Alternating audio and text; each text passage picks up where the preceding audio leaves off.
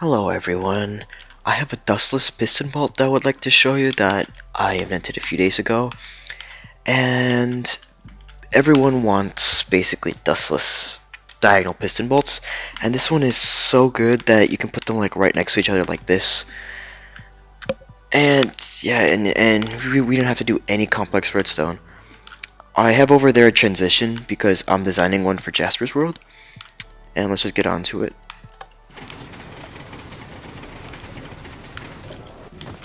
So basically it works like a normal piston bolt, but yeah, it's just dustless, and I will show you basically the redstone to it.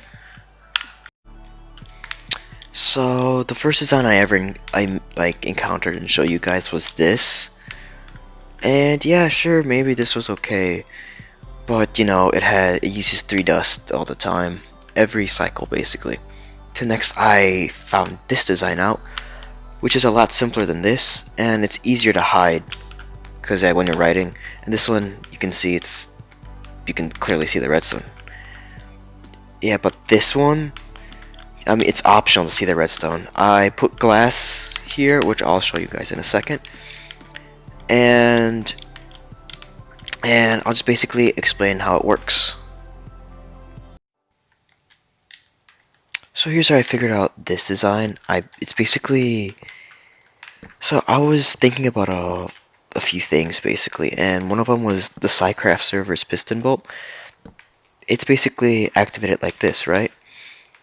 And I saw that Poison Rain basically had a design using observers, but oh shoot, but in a later video I'll explain why I will not ever use observers for piston bolts. Going like this, right? And basically every repeater is diagonal. But yeah, I didn't want to use observers, so what else could I do? And observers are pretty expensive, comprised of quartz, which is not renewable. I mean, now piglins can trade with it, but yeah. So what if we just power these blocks diagonally like this? And the fact we can just double it up, we don't have to worry about any delay at all because they'll be automatically 1 tick apart as long as we power them at the right time. So we power this one, and then this one gets powered. So basically this one gets, technically it's 0, this one's 1, this one gets powered 2 ticks, and this one gets powered 3 ticks, and on and on. And we just basically repeat that pattern, yeah, the whole way out.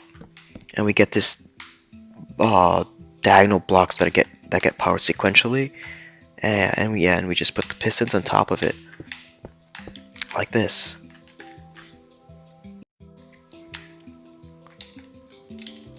So basically I just wanted to show you a bit of more aesthetics first.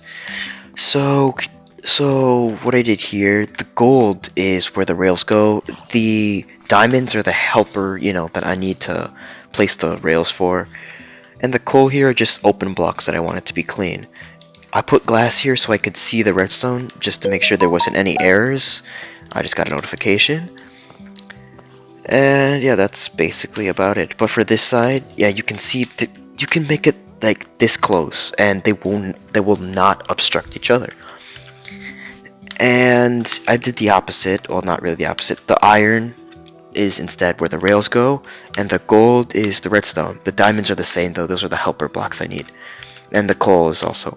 The emerald is for, you know, always on the right side you go that way, and the left side is the return. So right is departure, red is left, and red is arrival. Yeah, I just copied it from the Java servers. I think it's a pretty good system. And let me show you the redstone I had to do before this, before I discovered this technique you could do. Oh, and I actually do have these carpets. This actually hides a little bit of the dust, but I do have these carpets because I do have redstone under here, well, which is just the activation system, which can be really tolerated, so yes, we have that. And also don't mind the off-centeredness. I was just too lazy to fix this when I wanted to record this, so technically the lapis blocks, which are the dividers, go here. Yeah, but whatever. And then I had to move this over, and then I just didn't care. So yeah, yeah, I just don't mind that stuff. Sorry, my controller is acting a bit funky. I'm not even touching it. It's just doing that. See, oh, yeah. See, I don't even know what it does. That's kind of weird. But anyways, this is what I had to do before. I try to make them right next to each other, and I make them 5 wide like always. Yeah. So this is the insane redstone I had to do just to make it work, and this doesn't even work 90%. I broke this on accident. I won't fix it because I have that. So, and this partially worked. I don't have a minecart. I mean, it does work basically. Just I had to alternate the redstone. I had to put this on top and this on the bottom. It was getting really crazy. Hated it, and I had to do some tricky maneuvering here and there, and it was ultimately just really laggy and not worth it. So yeah, that's basically the traditional ones. Now we have those, and hopefully no one has made a video already. I did not look the internet because I like doing things myself, so I'm just gonna prove it right now. This works. All the hideous and laggy redstone. It doesn't even work because I broke this block on accident, but whatever.